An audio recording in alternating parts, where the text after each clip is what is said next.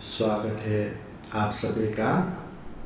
आप लोग देख रहे हैं बुद्धा's टीचिंग चैनल। हम यहाँ महाकारुणिक तथागत बुद्ध और उनके शिक्षाओं के विषय में चर्चा करते हैं। बुद्धा's टीचिंग चैनल देख रहे आप सभी के जीवन में बुद्ध का आशीर्वाद, धम्म का आशीर्वाद, संघ का आशीर्वाद हमेशा रहे, ऐसे कामना करते हैं। नमो तस्सा भगवतो अरहतो सम्मा संबुद्धास्सा। नमो तस्सा भगवतो अरहतो सम्मा संबुद्धास्सा। नमो तस्सा भगवतो अरहतो सम्मा संबुद्धास्सा। इति पिसो भगवारहं सम्मा संबुद्धो विजाचरण संपन्नो सुगतो लोकविदो। अनुतरो पुरुष धम्म सारथे सत्था देव मनुष्यान् बुद्धो भगवायते। स्वखातो भगवता धम्मो सान्दिटिको अकालिको। येहि पासिको औपनयिको पचतं वेदितव्यो विඤ्ञो हेते। सुपतिपन्नो भगवतो सावक संघो। उजुपतिपन्नो भगवतो सावक संघो। न्यायपतिपन्नो भगवतो सावक संघो। सामीचपतिपन्नो भगवतो सावक संघो। यदिदं चत्वारि पुरुषयुगानि अथा पुरुषपुगला। एष भगवतो सावक संघो। आहुनेयो पाहुनेयो दक्षिणेयो अंजलिकरणेयो। अनुतरं पुण्याख्येतं लोकसाति। एतेन साचवज्जेन सोतिते होतु सर्वदा। एतेन साचवज्जेन सबदुःखा सबभय सबरोगो विनाशतो। एतेन साचवज्जेन होतु ते जयमंगलम्। महाकारुणिक तथागत बुद्ध के अनंत गुण धम्म के अनुभव से, महाकारुणिक तथागत बुद्ध द्वारा देशित धम्म के अनंत गुण धम्म के अनुभव से, महाकारुणिक तथागत बुद्ध के आर्य श्रावक संघ के अनंत गुण धम्म के अनुभव से आप सभी के जीवन में स्वस्ति हो, शांति हो, जीवन में सभी प्रकार के दुख, सभी प्रकार के भय, सभी प्रकार के रोग विनाश हो और जीवन में हमेशा हमेशा जय मंगल हो, ऐसे कामना करते हैं। आइए आज का धम्म देशना हम शुरू करते हैं।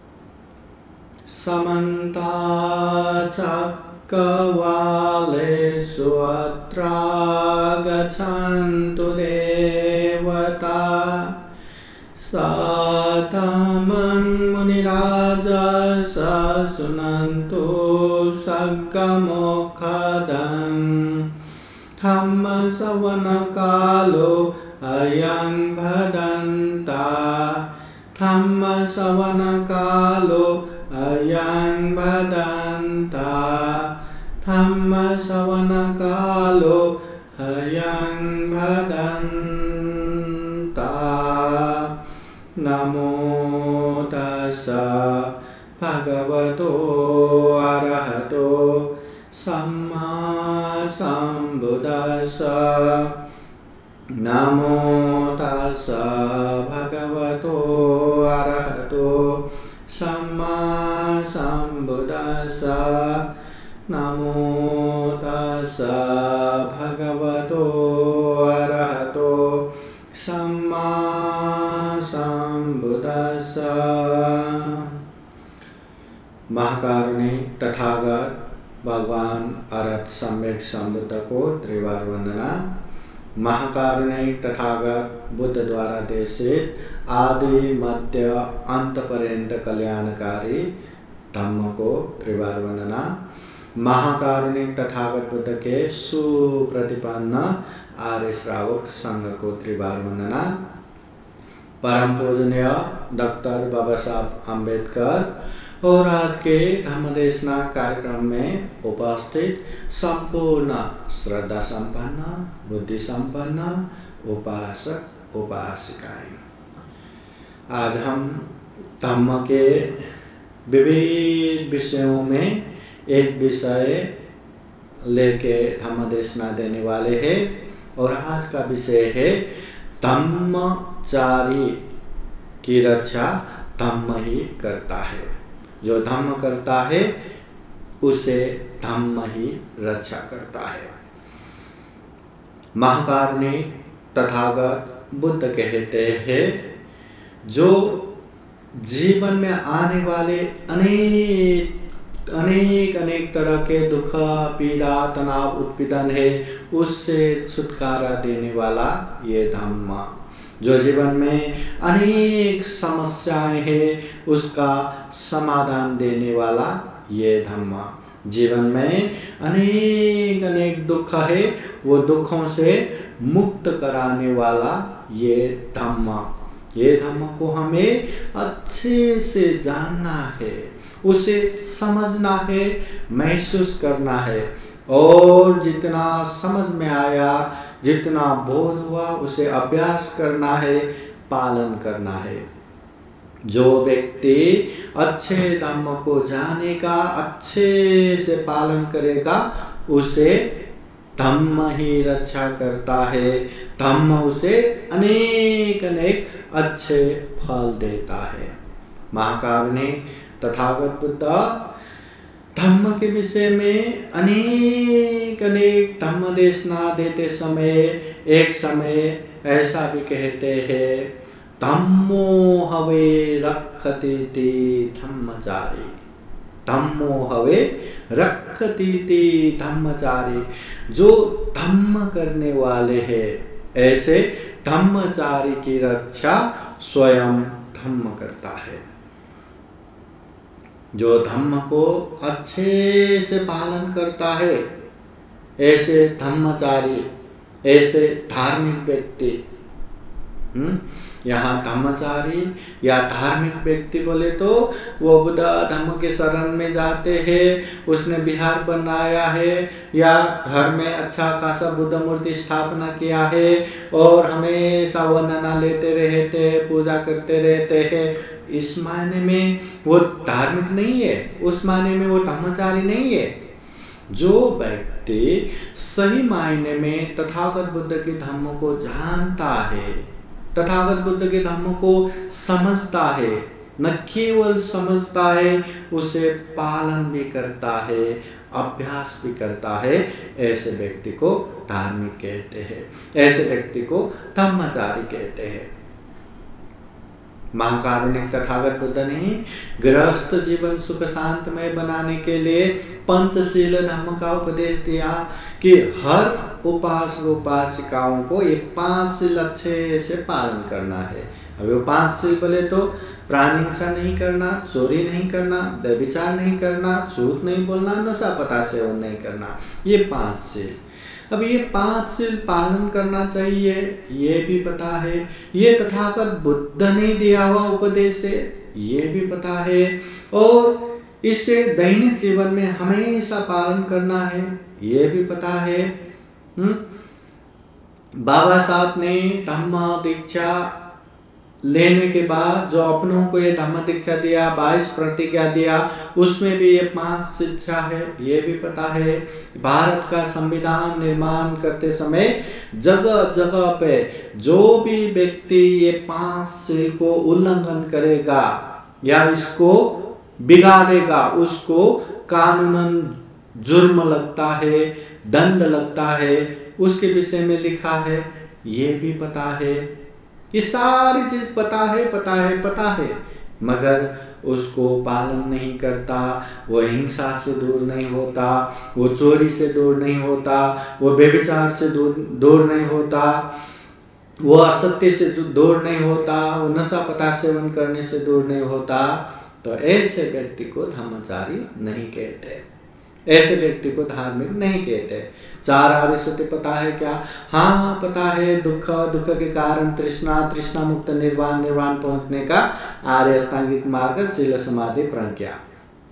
त्रिलक्षण पता है क्या? हाँ अनित्य दुख अनात्म त्रिलक्षण पता है।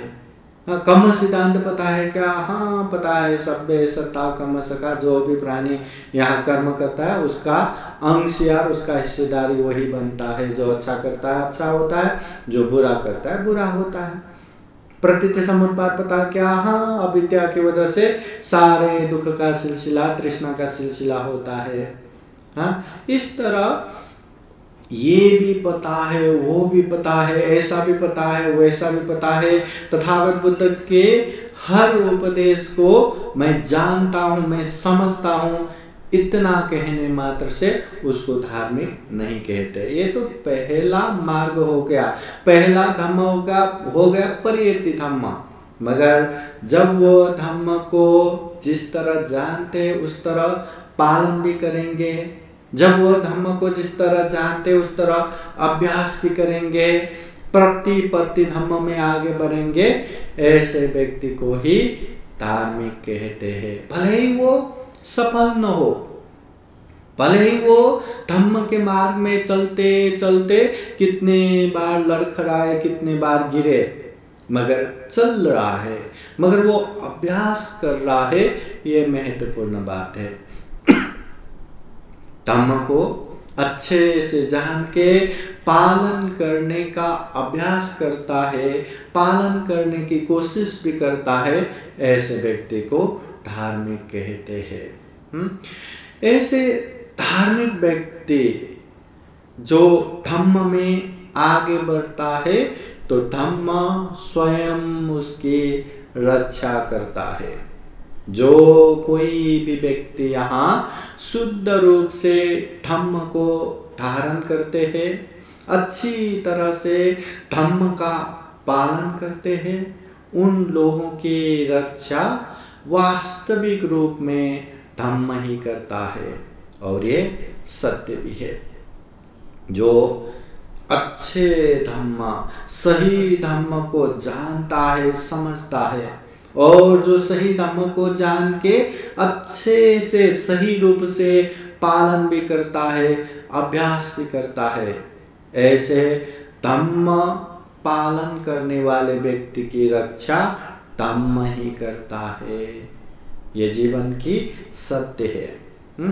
जीवन में देखते हैं अनेक अनेक यहाँ समस्याएं आता है, अनेक यहाँ पीड़, चिंता, तनाव, उत्पीड़न आता है।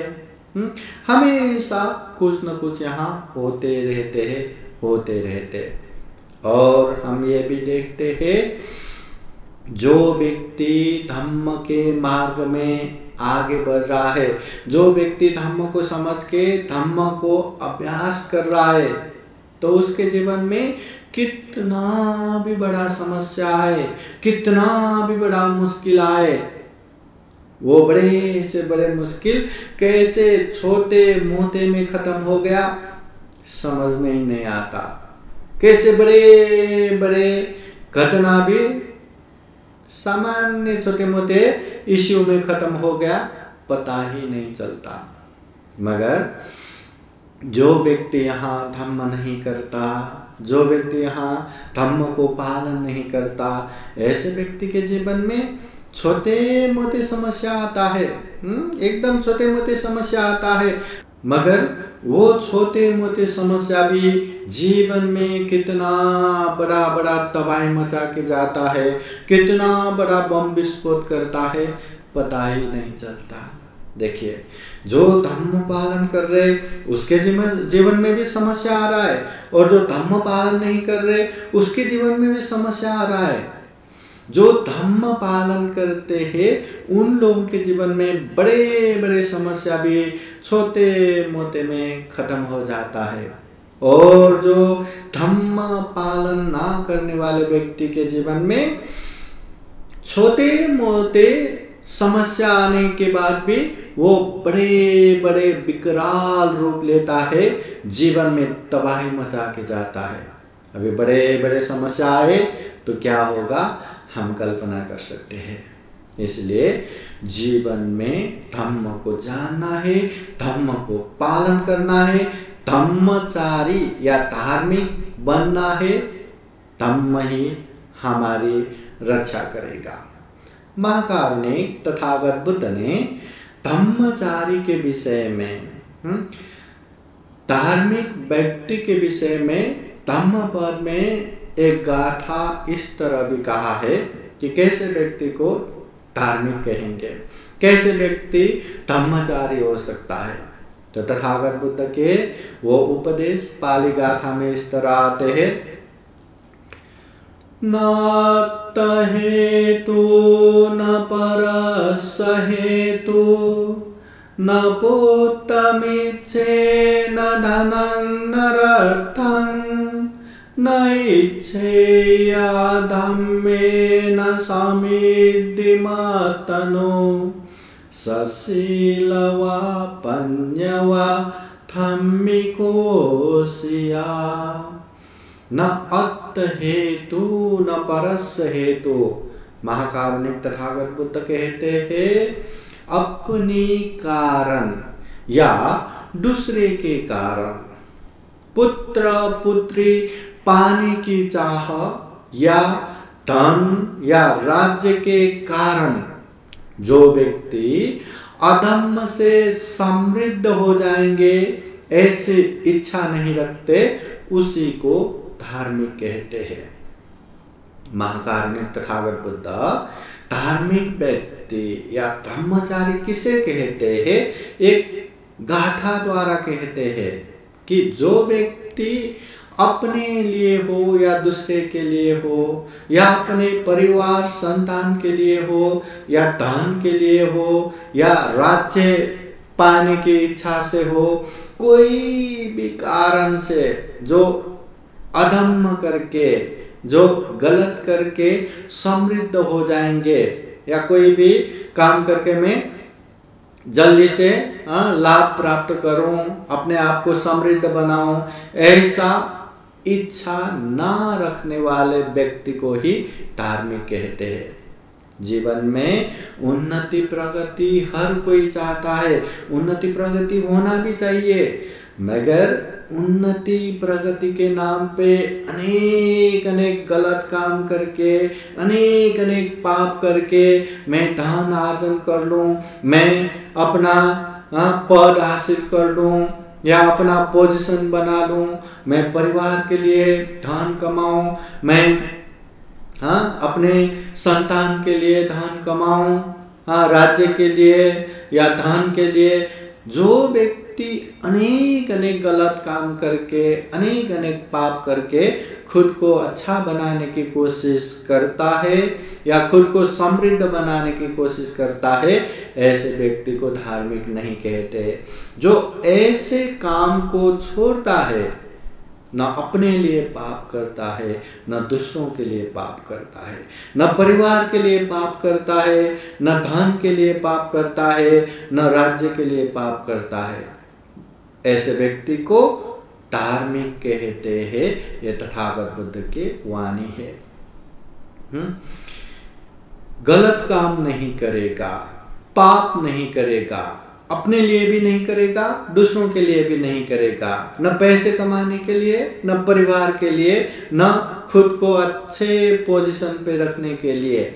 जो व्यक्ति पाप नहीं करेगा, गलत नहीं करेगा, ऐसे व्यक्ति ही धार्मिक है। जो धम्म को अच्छे से जानेगा, समझेगा और वो धम्म के मार्ग पे अच्छे से चलेगा, ऐसे व्यक्ति को ही धार्मिक कहते हैं। मौका मिलने पर भी, अवसर प्राप्त होने पर भी वो गलत काम नहीं करेगा। कितना भी धन का फायदा हो, कितना भी पद प्रतिष्ठा का फायदा हो, कितना भी अपने परिवार का फायदा हो, अपने फायदा हो या दूसरों का फायदा हो, कितना भी मौका मिले, कितना भी अवसर मिले, मगर वो गलत काम नहीं करेगा, पाप नहीं करेगा, ऐसे व्यक्ति को धार्मिक कहते हैं। यहाँ हमारे बीच में बहुत सारे ऐसे धार्मिक लोग होते हैं या दिखावे में ऐसे धार्मिक लोग होते हैं, मौका मिलने पर कुछ भी करेगा, मगर बाह्य रूप से अपने आप को बहुत धार्मिक जैसा दिखाएगा। इससे सबसे बड़ा घाटा खुद को ही है। हम दूसरों को मैं अच्छा हूँ, मैं धार्मिक हूँ, मैं धार्मिक हूँ, मैं अच्छा हूँ, ये दिखाने के चक्कर में न जाने कितना झूठ कर बोलना पड़ेगा, न जाने कितना झूठ दिखाना पड़ेगा, न जाने कितना अकुशल पाप करना पड़ेगा। उससे सबसे ज़्यादा अकुशल खुद को ही हो रहा है, सबसे ज़्यादा पाप खुद को ही हो रहा है, और इस वजह से अपने ही दुख का सिलसिला बढ़ते जा रहे।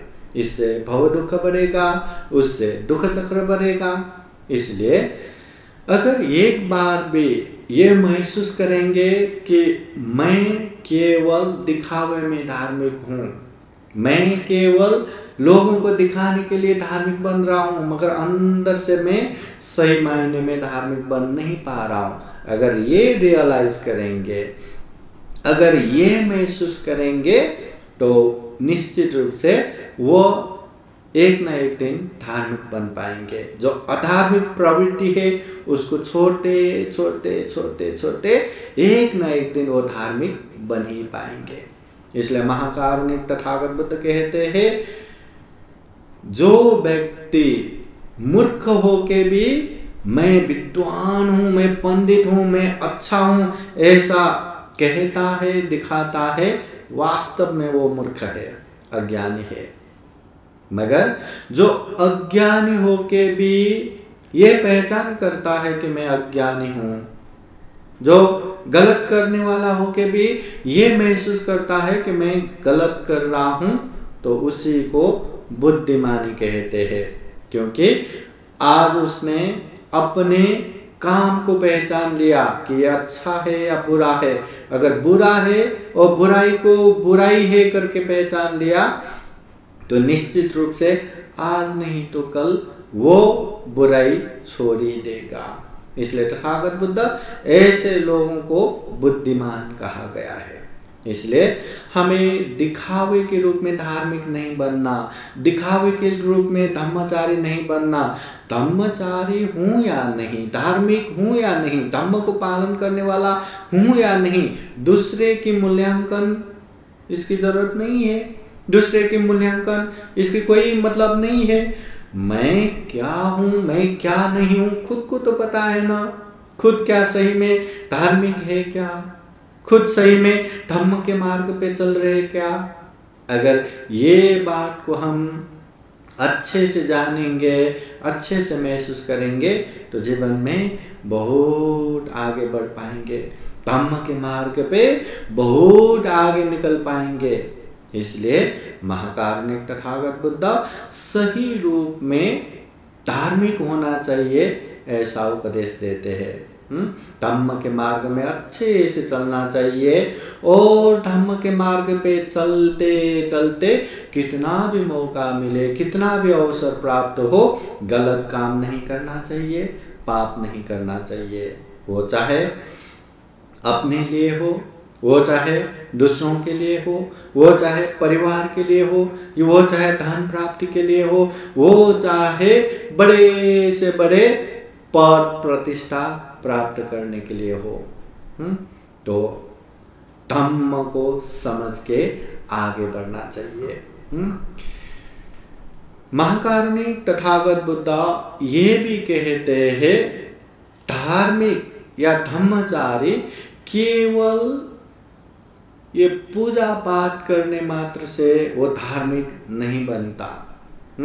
वो बुद्ध के धम्म के संग के शरण में जाते हैं करके तथागत बुद्ध के मूर्ति के सामने ही पूजा करता रहा, पाठ करता रहा, अर्चना करता रहा, या जो भी बिहार में है वो वहाँ जाता रहा, जहाँ भी धम्म देशना होता है वहाँ बैठा रहा, और जो भी बौद्ध धार्मिक तीर्थ स्थल है, वहां भी घूमते रहा तो दिखावे में वो बहुत ही धार्मिक हो गया, मगर सही मायने में ऐसे व्यक्ति को धार्मिक नहीं कहते, तथागत बुद्ध कहते हैं। हाँ, केवल पूजा पाठ करने मात्र से धार्मिक नहीं बनता। हम जब बुद्ध वंदना लेते हैं, वो बुद्ध पूजा में एक गाथा हम इस तरह भी कहते हैं ना, हिमाय धम्मानुधम्म प्रतिपत्तिया बुद्धं पूजेमि। इस धम्म आचरण द्वारा मैं बुद्ध को वंदना करता हूँ। फिर कहते हैं इमाय धम्मानुधम्म प्रतिपत्तिया धम्मं पूजेमि। इस धम्म आचरण द्वारा धम्म की वंदना करता हूँ, पूजा करता हूँ। इमाय धम्मानुधम्म प्रतिपत्तिया संघं पूजेमि। इस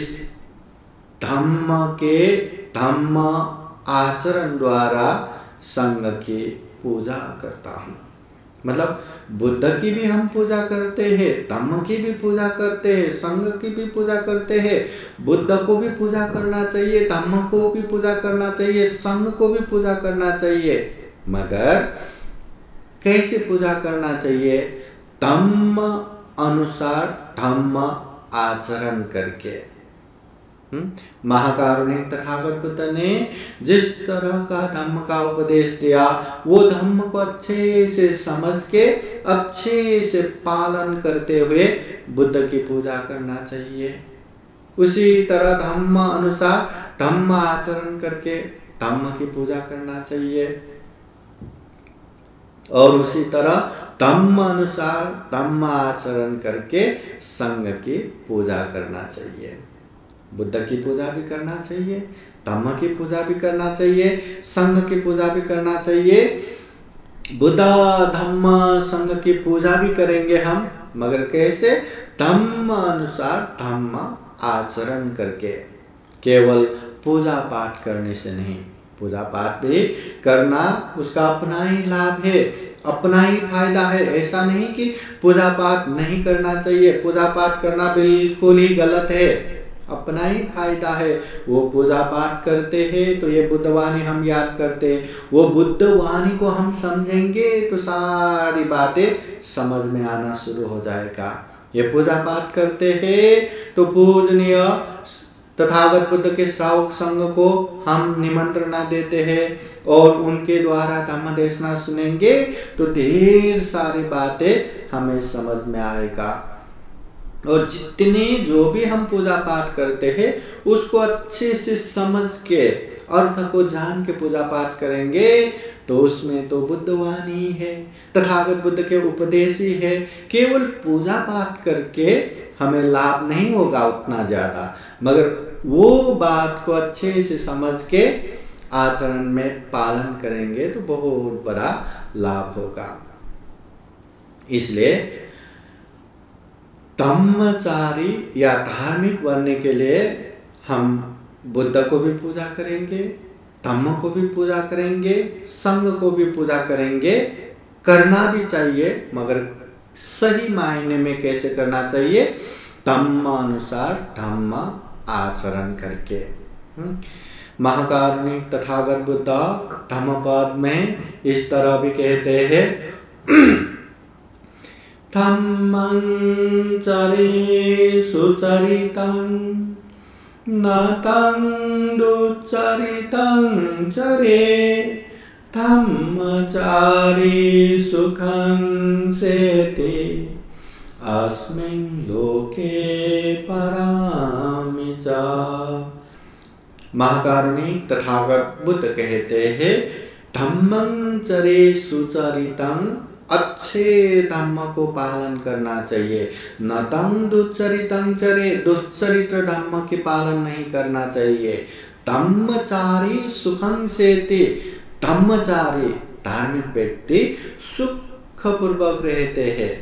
अस्मिन् लोके परम च, इस लोक में भी परलोक में भी, यहाँ भी वहाँ भी, अभी भी बाद में भी सुख पूर्वक रहते हैं।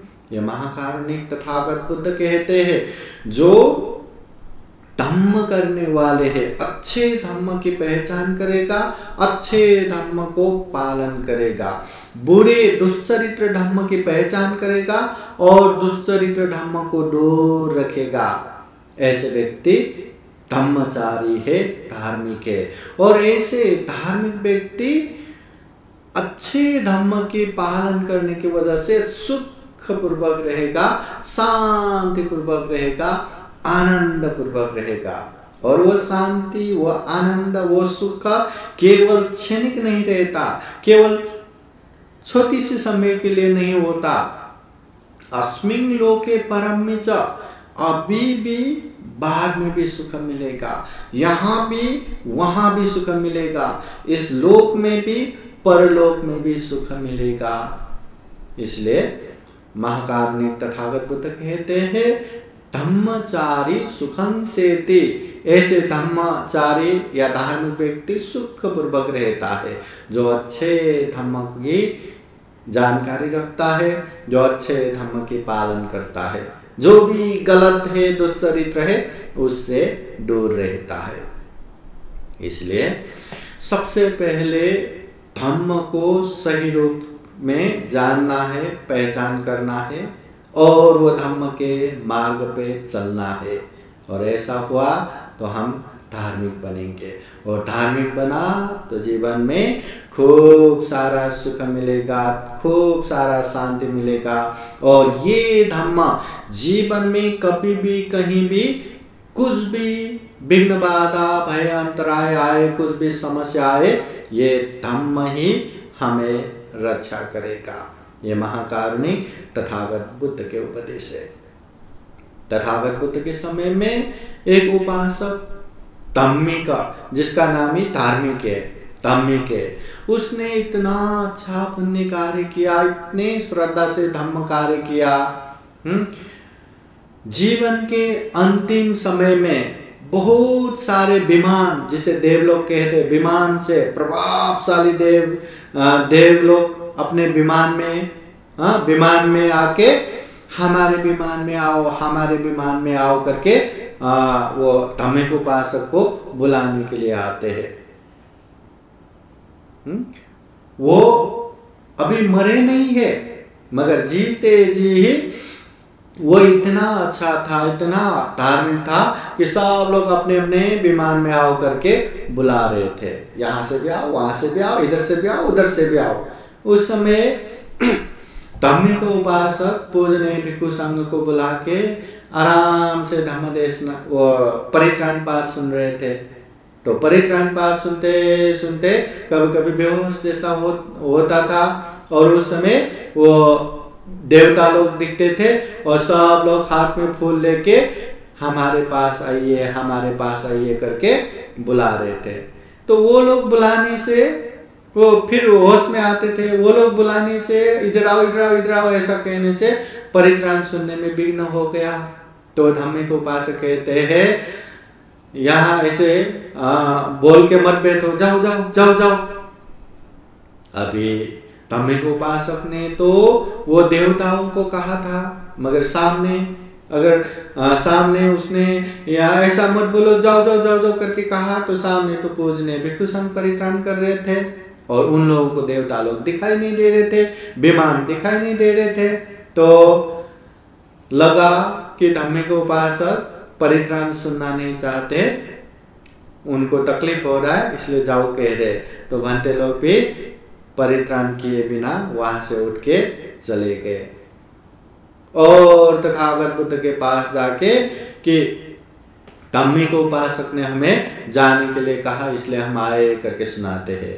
तथागत बुद्ध उन लोगों को कहते हैं, भिक्षुओं, धम्मिक उपासक परित्राण से तकलीफ हो गया करके जाओ नहीं बोले थे, तुम लोगों को जाओ नहीं बोले थे। उनको अनेक विमान के देव लोग आके हमारे पास आओ, हमारे पास आओ, हमारे पास आओ ऐसा बोल रहे थे। तो परित्राण सुनने में बाधा हो रहा है, इसलिए उन लोगों को जाओ जाओ करके बोला था करके तथागत बुद्ध वो भिक्षुओं को समझाते हैं। और इधर जब धम्मिक उपासक को होश आते हैं तो पूजने भिक्षु संघ वहां नहीं है, परित्राण पात नहीं है, और देखते हैं सारे परिवार रो रहे थे। तो पूछते हैं कि भंते लोग कहाँ गए, क्यों रो रहे? तो सारे परिवार लोग रो रहे थे। तो बोलते हैं कि आप ही ने भंते लोगों को यहाँ ऐसे बोल के मत भेजो, जाओ जाओ करके आपने ही भेज दिया। आप इतना धम्म करने वाले ऐसे बेहोश में चले गए करके हम सब लोग रो रहे थे। तो धार्मिक उपासक कहते हैं मैं उसके लिए रोया नहीं, मैं उसके लिए पंते लोगों को जाओ नहीं कहा था, मैं तो ऐसे विमान से आए हुए देव लोगों को कहा था। तो सब लोग किसी को तो दिखाई नहीं दे रहा, यहाँ तो कुछ नहीं है, फिर आप तो बेहोश हो गए करके और रोने लगते हैं।